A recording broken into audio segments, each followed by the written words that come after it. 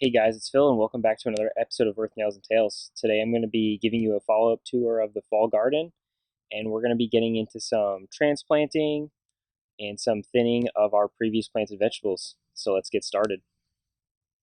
Alright guys, so today I'm just going to say right off the bat, today's going to be a little bit of a longer episode because I'm going to give you a full tour and then talk about some of the vegetables that I've already planted and some of the vegetables that I'm going to be planting, and then doing some transplanting today.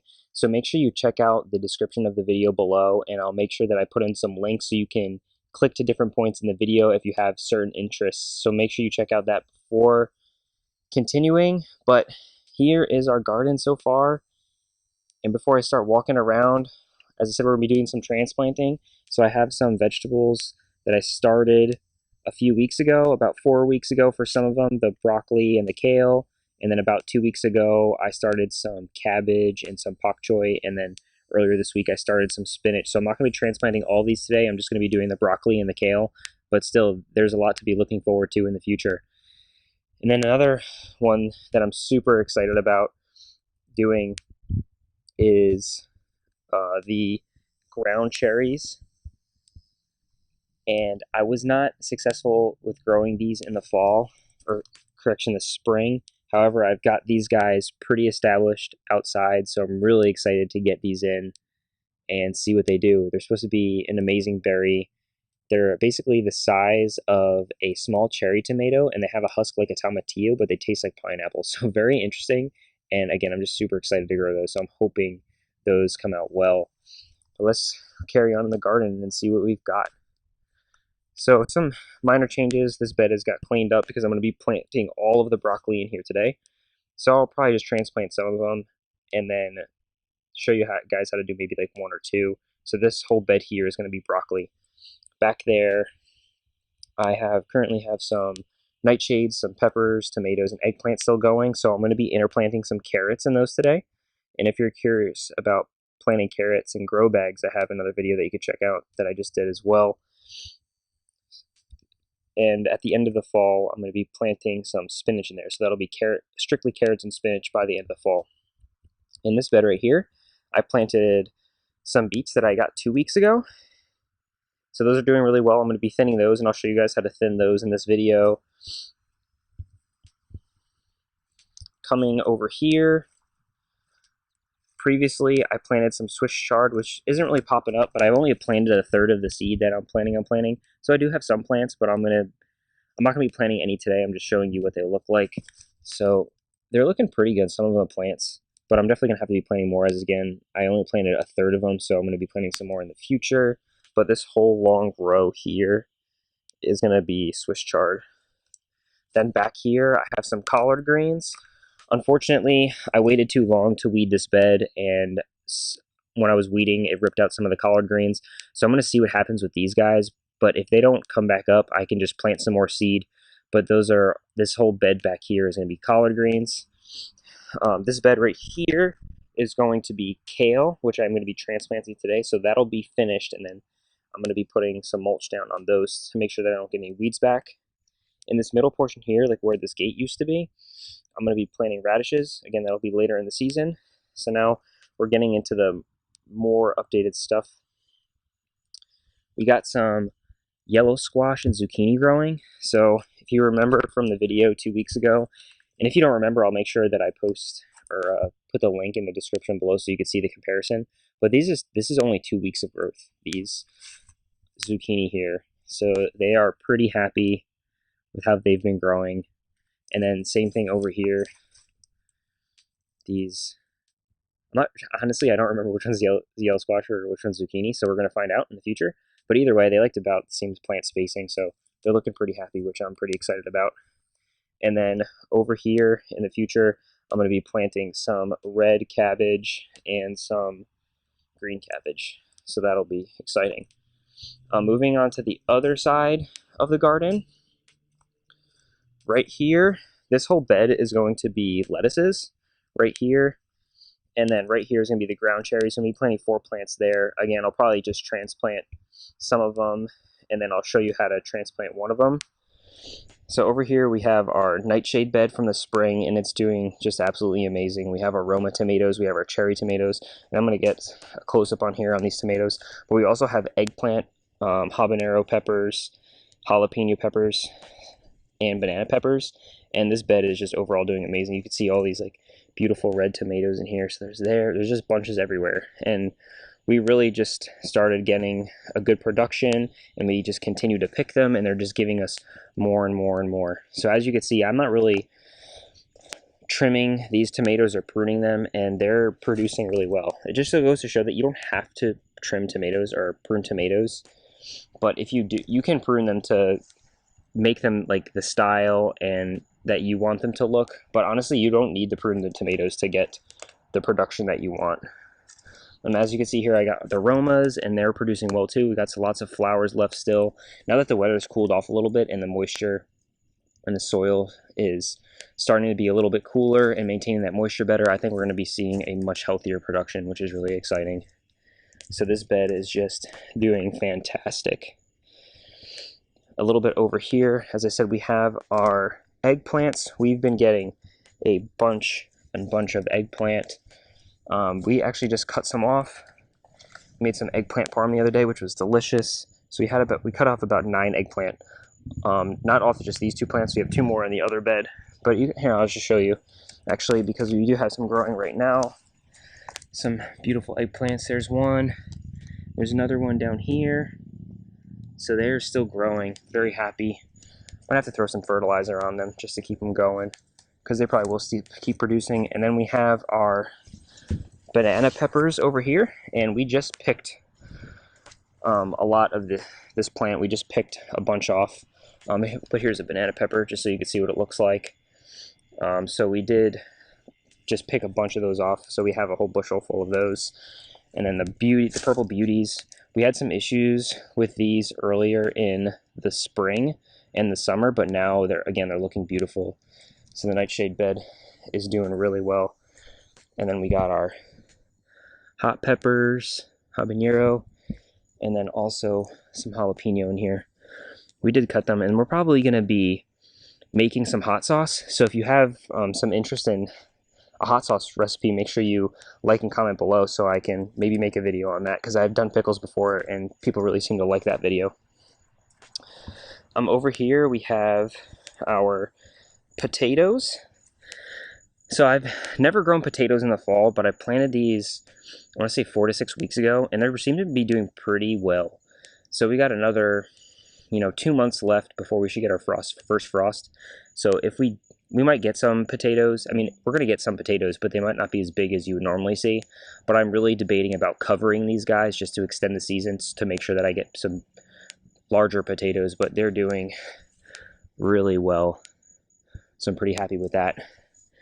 Moving to the right over here, we have like one of my favorite plants in the garden right now, which is our sweet potatoes, because their flowers are just like absolutely beautiful to me. So the sweet potatoes are part of the morning glory family, so especially in the morning, these flowers are just blooming, lighting up. And we have about 5 sweet potato plants in this corner right here, and you can just see how much these plants are just taking over. But the morning glory family can be pretty invasive, but once these leaves should just basically turn brown when they're ready to harvest, and then we'll take all those sweet potatoes out and then clean this bed up, and it should be good as new. But the nice thing about these plants is that our chickens love to eat them. So if you look outside the garden, you'll see that most of the leaves are like kind of chewed up because the chickens are chewing on them, and they actually taste a little bit like spinach. So you can eat the leaves of the sweet potatoes as well. Right here we have one of our elderberry bushes, which we did get some elderberries off of this year. Not as much, not enough to like make any elderberry syrup. So hopefully next year the production will go up. But we did get some elderberries, so that's pretty exciting. That was the first year that we got elderberries off of this bush. And we have another one outside of the garden just to make sure that there is some pollination going on, or cross-pollination. And then lastly here, we have our green beans. So these green beans I planted again 2 weeks ago when I did that other video, and I'll make sure I'll put the link in the description below.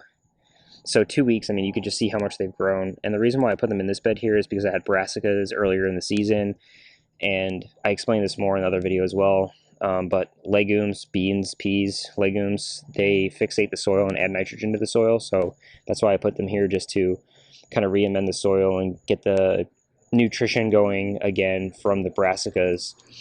So those are our green beans, the green and purple beans. And then I just planted some pole beans the other day.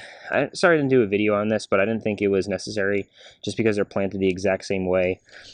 Excuse me, they're not pole beans, they're half runners, but I did put up this trellis here, which I found at Home Depot, which is pretty cool. It's just like an extending trellis. So I'm hoping that it works out really well. So about a week ago, so this is a week of growth on those half runners. So I'm happy that they started popping up, which means they're happy where they are. And then lastly, I planted some beans or some peas back here.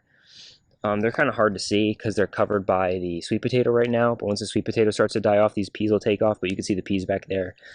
And then I also have this trellis set up for them so they can climb up, because peas do like to climb a lot. And it's pretty exciting, you know. It's just crazy like what you can grow down here in Virginia like all year round. You know, most people, they're still growing their spring crops, or their spring crops are dying off and they're getting ready for winter. But us being in zone 8, you know, we have a lot of potential still left in the year. You know, 2 months is a lot of time to be growing, especially, you know, even with 30 days left, you can be getting some radishes and lettuces and spinaches in. So if you guys are in a zone that's less than 8, like 7 or 6, make sure you're starting to get like your carrots, your lettuces, your radishes, your spinach, like all those can start going in the ground now. If you're in zone 8 like me, just do exactly what I'm doing, and I guarantee you're going to have like a good harvest. And if you're in a zone that's higher than zone 8, you're 2 to 3 weeks behind me. So you can be watching this and then preparing for what you want to do in the upcoming weeks ahead. So I think it's a really good point in the year for a lot of people to start growing. So now that I give you guys a walkthrough, I'm gonna just take a couple seconds. If you guys want to like put some questions or comments of what you think about the garden, any kind of questions that you have about the garden or things that you want to plant, just drop them down in the comments right now, and then we're gonna get into transplanting. So be right back.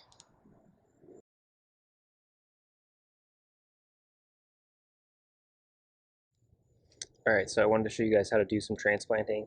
So I've already done the broccoli, but it's pretty much the same thing that you're going to do for the kale, so I left the kale for you guys to see. So I have my seed trays. So I actually started these guys inside because I don't have a greenhouse out here, and it's actually pretty hot outside, and these guys really need to be started in a cooler climate. So our house is usually between like 70 and 76 degrees. Don't know exactly what the thermostat's set to, honestly. But these guys need to be started in cooler temperatures. So during the midsummer, if you want to start your fall vegetables, I highly recommend starting them inside, invest in getting a couple grow lights. And if you're curious about starting seedlings inside, I've actually made a video on 5 tips to starting seedlings, and I think that'll get you guys off and running. And I can also give you more information on when to start certain seedlings. You just gotta comment below, so that way I know that you guys are looking for that information and I'll be able to provide it to you. But I started all of these inside, and I started these about, as I said earlier, about a month ago. And I'm just going to show you right now how to know that they're ready to transplant. So these guys have started growing their actual leaves. So these leaves actually look like kale leaves. If you look a little closer here, like you'll see these baby leaves. These are like the seedling leaves, but once they start growing, these are actually real kale sun leaves. That's really a good indicator of when you should start transplanting. Another indicator is if you look at the bottom, you'll start seeing your roots growing out the bottom. That means that the plant is getting too big for the seed tray, and you should either transplant or put it into a bigger pot, which is also transplanting. So you need to transplant them out of the cell. Or when you pull them out of the cell, you can see the good root structure here.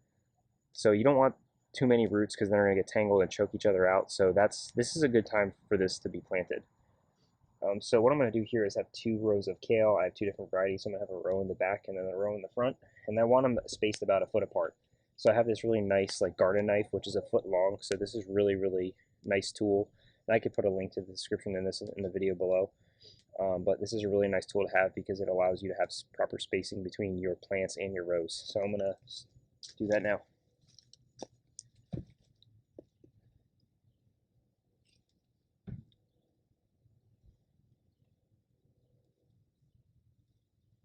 So all you really need to do, I'm going to have spaces about a foot apart, so boom, foot. and then you just got to make, you know, like a little divot. I try not to dig out the soil that much because I want to maintain that soil structure as best as I can, so just enough to get the plant in the ground. So you can see this one has a lot more soil structure. It also has 2 plants. So what I'm going to do is pick out the stronger plant. So this guy has more leaves, so I'm just going to take this guy out. You don't, like, you're like, oh no, why did you just kill that plant? Well, you really, if you leave that plant in, this plant is not going to grow as well with that plant next to each other. Certain plants, it depends. Like peppers, they grow really well together, but a plant like a kale or a lettuce, you're going to want to put proper spacing between these plants. So me cutting off this plant is going to make this plant much, much healthier. So all I'm going to do is dig a little divot here and then drop the plant in and then put the soil around it. You want the soil to be the same height on the seedling that it was in the pot. So you don't want to cover the stem at all. You want it to be the same depth that it is in your seed tray. So I'm going to do one more plant of this variety because that's all I have. I would like to have 6 of each, so I'm probably just going to come back in the garden with some seeds later and then just fill in the rest. And then that way I'll have a good succession planting of this kale. But as you can see, this other variety here, this Premier, I have 6 plants. So I'm going to plant those 6 along the back. And then I'll just, as I said, come in later and put in some seeds to fill those out. So I just want to show you that I did get these broccoli plants in as well. I transplanted them the exact same way that I did the kale. I actually thought these were going to fill up this whole bed, so I have this whole 4 foot by 4 foot portion, so I'm probably going to actually sow some seeds directly in here and see how it goes. Usually it's better to start the broccoli ahead of time just because they get a kickstart, but now that the temperatures are cooling down, I feel like they're probably going to catch up to these transplants. So now I'm going to show you guys how to do the ground cherries, and then after I do the ground cherries, we're going to do some watering and then some mulching. Alright guys, so as you can see, I've already transplanted 3 of the ground cherries and I have 1 left. And on the seed package it said that they like to be about 2 feet apart and rows 2 feet apart, so having a 4 foot by 4 foot square is going to be excellent, and these plants are going to grow, you know, about a foot to 18 inches wide, so they're going to be, once they're fully grown, they're going to be covering all the soil, so not really any of the soil. But I wanted to show you, I grew, usually for my larger plants that need a little bit more time inside or to establish before you actually transplant them. So for me, since I had some trouble with them in the spring, I wanted to give them an extra time to transplant or harden outside before I transplanted them. So I grew them in these bigger pots. I would probably do the same thing next spring for tomatoes as well as peppers and eggplants, just to give them that extra room that they need to grow. So I want to show you how much root structure there is in this plant. I mean, you can look at this plant, it's fairly big, but it's not huge, right? But if we take out this pot, take it out of this pot, and for me, whenever I'm taking them out, I usually just like to make sure they're a little moist so the soil stays together, and then squeeze around the pot, and then pull from the base of the plant, and then look at all those roots. I mean, there is a lot of root structure on this plant here. So that's how I know this guy is ready to go. So again, I'm just gonna mark it out. So I have these guys laid out already and they're square, so I'm just gonna get in the soil here and then plop it in and make sure it's deep enough, because again, you don't want to cover the stem at all. You want it to be the same depth that it's supposed to be, that it was in this pot. So just deep enough to get the soil to match the same height, and that's it. So now we need to give these guys a really, really good water, because if you don't water them, there's going to be some spacing between the soil of the transplanted plant and the soil in your garden. So watering it kind of meshes all the soil together, and then that'll give something for the roots to grow into. The roots will not grow once they touch air. So once the roots touch air, they're going to stop growing. So if you do not water these plants, they'll basically be in the same amount of space that they were in this cup. So you want to make sure that you water it really, really well to combine that soil together to promote some new root growth. All right, so when you guys are watering the soil, you want to make sure you get it really nice and wet. Like really get all the way around the base of the plant. And some people tell you like, oh, don't water the leaves, don't water the leaves. Like they're going to burn. That's absolutely not true. The leaves will not burn if you put water on them. Really, you want to keep water off of the leaves of the plant, because if the water is sitting there too long, it can basically pass pathogens from the soil onto the leaves of the plant, and then you'll start getting decay of the plant. So that's really the major concern. But right now, since I'm just transplanting these guys, I'm not really, and I know it's pretty warm out today, so I'm not really that concerned about any pathogens hopping on to my plant immediately. And just like us, if we put water on the leaves of the plant, it's going to cause, evaporation and cool us down. Exactly how our sweat works, right? When we sweat, it cools us down because that water is evaporating off of our skin and cooling us down. So I'm basically going to do the same thing for all of my plants.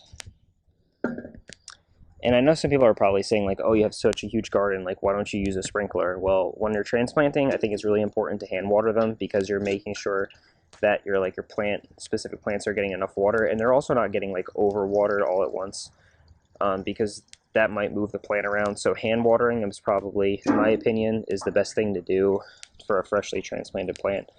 So if I'm going to water them, I might, transplant them in the morning, give them some water just to get that soil structure together, and then later on at night, I might run the sprinkler if I need to water everything. But honestly, the best way to water is probably a drip irrigation system, which I know everyone can't have. So I know everyone can hand water plants, which is another reason why I'm showing this. All right, also now that we have all of our plants watered and nice and wet, we want to do some mulching. So what I love to use is straw, but you can also use like leaves or shredded cardboard. So straw is just really easy to come by, and then if you live anywhere near like a Home Depot or a farm store, you can go buy a bale of straw for about $8, and it might seem like a lot, but it can last a long way. So for my whole garden, I use about 9 bales of straw a year. And the nice thing about straw, which I talked about in previous videos, is that it breaks down and adds even more organic material into your garden. So in my mind, it's completely worth it for the benefits that you get. It prevents weeds, it keeps the moisture in the soil, breaks down to make better soil. So win-win-win in my book. So I'm just gonna grab that straw from over there, and I'm gonna bring it to our broccoli bed and show you how I like to lay out my mulch. Alright, also when we're applying our mulch, it's really not rocket science. We just want to take it and spread it out evenly over the bed. Usually I like to do it about 1 inch or 2 thick, just to get the maximum benefits, especially keeping the ground covered and the moisture in the soil. So when we are spreading it, we do want to be careful not to damage the plants that we just planted. So when you're spreading it around, just take note of where your plants are. When you get around there, just hold onto your plant and nicely spread around the mulch. The nice thing about doing this is you can always put on like a lighter layer around the plants on your first go around, and then after your plants start to get established and get larger, you can come back and then put more mulch around the base of the plants. Alright guys, so the next thing that we're going to be doing is growing some carrots. So I have a couple of varieties, Purple Dragon variety and the Scarlet Nates variety. One of the Purple Dragons are 80-day varieties, and the Scarlet Nates are 70-day varieties. So I really want to get the 80-day variety in now, because our first frost is in about 60 days. So you're thinking like, oh, why are you planting carrots? It's going to take 80 days for you to get a carrot, and the first frost is in 60 days. Well, carrots can actually take some frost, and I talked about this in the other video I did with the grow bags, which I'll link to. But carrots can actually take a light frost, and as the temperatures get cooler and it does frost, plants start to send sugars down into the roots of their plants. So that's when the carrots start to get really, really sweet. So fall is probably the best time to grow some delicious carrots. So some things I'm going to be doing to prep the bed. First is, I said that this is the nightshade bed.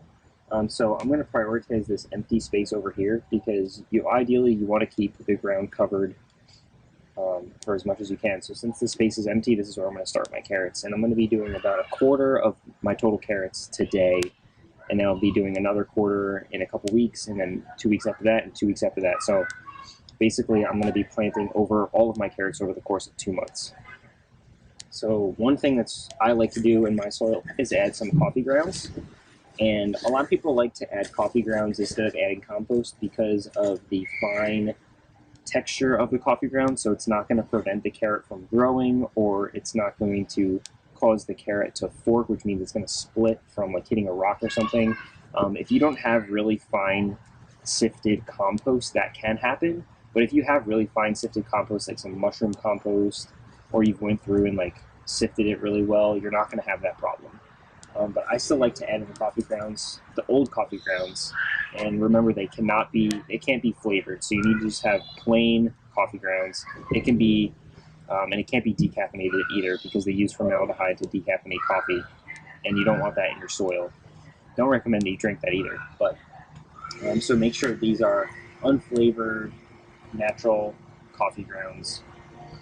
So what we're going to do is make some furrows, some pretty deep furrows, just to make sure that the carrots have a nice loose soil to grow in, at least 6 to 8 inches down. I'm not going to make a furrow that deep, probably like 4 to 6 inches. And then we're going to mix in the coffee grounds, and then we're going to plant our carrots. All right, so what I'm doing here is just measuring about a foot off the bed because rows of carrots like to be about a foot apart. So I'm just using my knife that's a foot long, measuring it a foot off of the edge of the bed. And then, as I said, I'm going to dig down about 4-ish inches. I'm adding in a couple handfuls of coffee grounds, and then I'm just going to make sure that's mixed really well into the soil. Coffee grounds have a slight nitrogen content, so it'll help the seedlings start to germinate, but not too much nitrogen where it's going to affect the root growth of the vegetables. Adding very high nitrogen to the soil can actually promote leaf growth, and we don't want that in carrots, right? We want to grow the root of the vegetables, so we want to make sure that we're not adding too much nitrogen to the soil. I'm just going to do a small furrow about 1/4 of an inch deep, and then we're going to sprinkle in our seeds.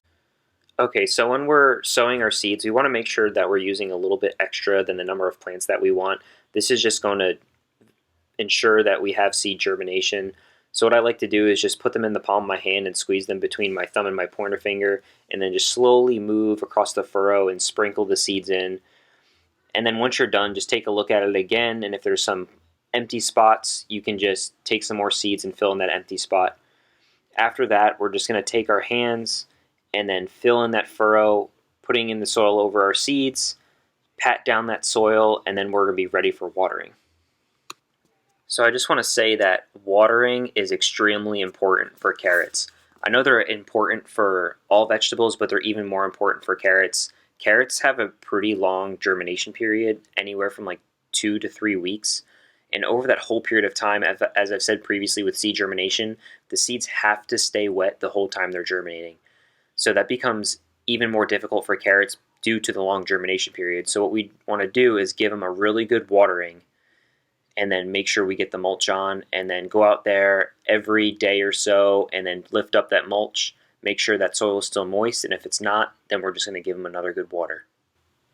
And we're going to want to keep doing this until we start seeing those carrot greens actually poke through that mulch layer that we put down. For carrots, I would definitely recommend using a straw mulch over a leaf mulch because there's more spaces for those carrots to grow, and that's going to give you an earlier indication that those carrots have germinated. And once they've germinated, you can reduce the amount of watering that you're giving those carrots. Alright guys, and that's pretty much what it takes to plant carrots. The last thing that we're going to do in this video is going to be thinning out the beets that I planted 2 weeks ago. So let's do that. So I'm just going to go over my basic technique for thinning beets, and I highly recommend that you thin vegetables in a very similar manner. If you look on your seed packets, all of your vegetables are going to have a preferred spacing from plant to plant and row to row. So you're going to want to make sure that you follow those because they're there for a reason. They're telling you how far those plants need to be spaced apart for them to grow properly. So let's get into it. I have my beets that I have planted about a couple weeks ago, and this is what they look like as I previously said. So the way that we're going to plant or thin them is that we want to keep the strongest plants. And the best way to do that is you really want to get rid of a grouping here. So if you have, multiple groupings, let's just target a grouping first. So we have a grouping of about 4 right here. What we're looking for, as I said, is the strongest plant, and the way that you're going to identify that is by which ones have the strongest leaves or the largest leaves. So to this group right here, and any of these beet plants, they're all going to have this type of leaf right here, which is your germination leaf is what I'm going to call it. Every single one of these beet plants, when they first start to grow, they're going to send out these leaves, which is going to allow the plant to get as much energy as it possibly can in order to start photosynthesizing and help with root growth and then further leaf growth. So this right here isn't actually a leaf. All of them are going to have it. They're all going to be about the same size. So what we want to do is look at the center of the plant, and you'll see that there's more leaf growth.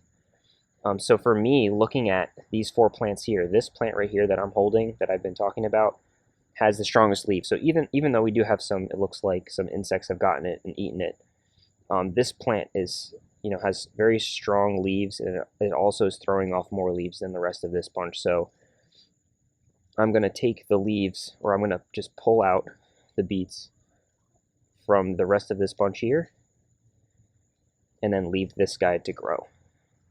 So the nice thing about beet greens is that you can use them as microgreens. So I just pick these here, and you can eat them just like this. And they really just taste so good. They have a very mild flavor to them, very good texture. So small leafy greens are just great. So you can, the thinnings that you're going to do right now, you can just take them and then mix them in your salad mixes, or you can eat them as I'm doing right now as you're working on the garden. So it's not like you're losing. It's like, yeah, you're not getting beets, but you're still getting edible beet greens out of your thinnings. So I'm just going to target, as I said, each patch here. And these are multicolor beets, so I would like to try to keep, there's a yellow one here, so it's like, okay, this one might not necessarily be the strongest.